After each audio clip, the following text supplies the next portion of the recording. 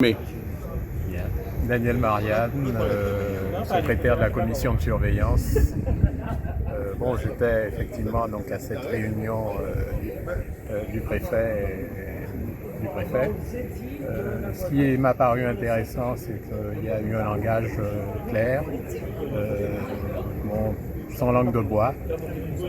La question qu'on peut se poser à la fin, c'est au fond, quelles sont les actions qui pourront être mises en œuvre pour que effectivement la situation soit rétablie. On entend effectivement que ce n'est pas la compétence de l'État.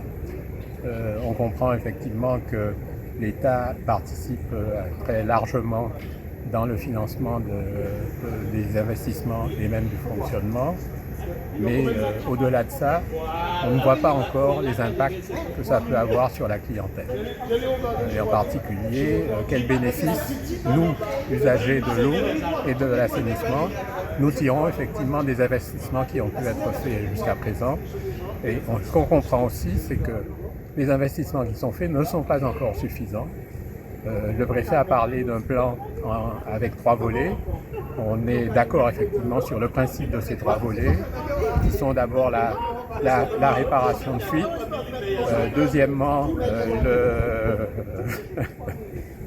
donc il y a la réparation de fuite, deuxièmement les investissements, l'accélération de l'investissement et troisièmement la question du financement. Nous sommes effectivement tout à fait d'accord sur le principe même de ces 3 volets, mais quels sont les résultats? Nous attendons maintenant que des actions concrètes soient menées.